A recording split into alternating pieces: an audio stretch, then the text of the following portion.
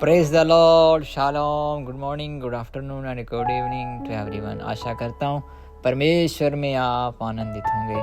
परमेश्वर का एक दर्शन, परमेश्वर के दर्शन की बात आपके मध्य में रखना चाहता हूँ, और ये दर्शन आपके जीवन में भी अवश्य मैं विश्वास करता हूँ। जब हम प्रार्थना में जाएंगे और इसे ग्रहण करेंगे तो आपके जीवन में अवश्य परमेश्वर आशीष को देंगे। और यह आशीष कोई भौतिक रूप से नहीं, ये आपके जीवन की एक आत्मिक मन्ना के रूप में होगा। आमीन।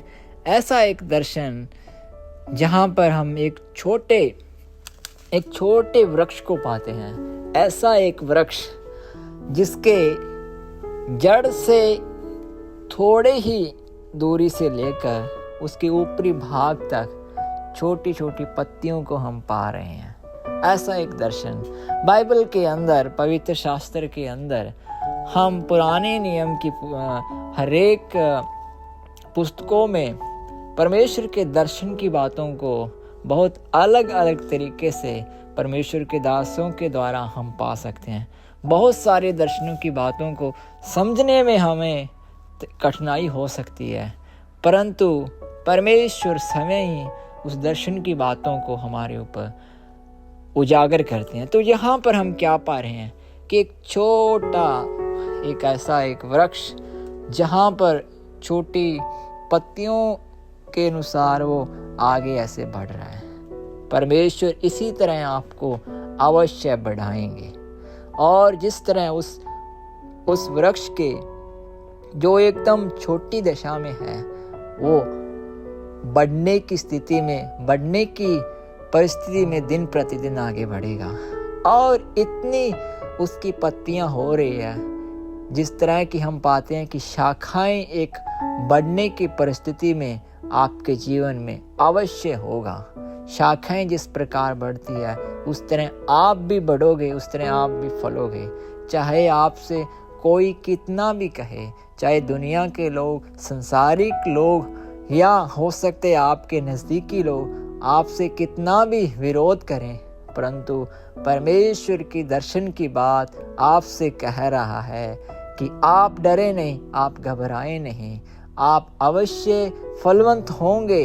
परमेश्वर आपको ज़रूर आशीष करेंगे। जिस तरह एक बारी आगे की ओर बढ़ती है, दाख की बारी, उसी तरह आप भी बढ़ोगे और परमेश्वर आपको आगे की ओर ले जाएंगे। और इतना ही नहीं, इसके दूसरी भाग को भी परमेश्वर का दर्शन हमें दिखा रहा है कि वो जो छोटा एक दरखत है जिसकी पत्तियां निकल रही है और उसके किसी भी स्थान में कोई जगह बचा नहीं है, और उसके ऊपरी भाग से एक फूल, एक फ्लावर जहाँ से फल उत्पन्न होना है, वो परमेश्वर दर्शन रिवील कर रहा है। आमीन।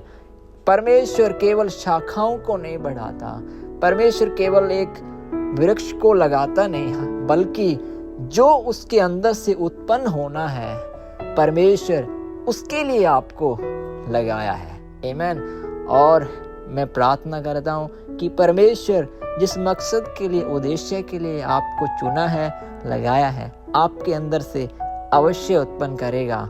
आप उसके लिए अपने आप को, समय को कोसे नहीं, उसके लिए आप समय पछताए नहीं। लगाने वाला परमेश्वर है, इसलिए आप दिन प्रतिदिन बाट जोते रहें और जोतते रहें। इस प्रकार पत्रियों में पौलुस कहता है, हे हमारे स्वर्गीय पिता, मेरे जीवित परमेश्वर, तेरा धन्यवाद करता हूँ परमेश्वर इस दर्शन की बात के लिए। परमेश्वर हालेलुया। जिस तरह परमेश्वर आपने इस दर्शन को रिवील किया, परमेश्वर जिस तरह वो वृक्ष परमेश्वर बढ़ रहा है, हालेलुया, उस तरह परमेश्वर पिता हर एक के जीवन में, तेरे सुनने वाले लोगों के जीवन में परमेश्वर वो तेरी आत्मा की सामर्थ्य उसी तरह आगे बढ़े। परमेश्वर पिता एक वृक्ष की नाई, हालेलुया, परमेश्वर फलवंत होए, और परमेश्वर हालेलुया उस फल को लाए परमेश्वर जिसे तू चाहता है। सहायता करना हर एक को, यीशु मसीह के नाम से मैं आशीष करता हूँ। आमीन, आमीन, आमीन। God bless you.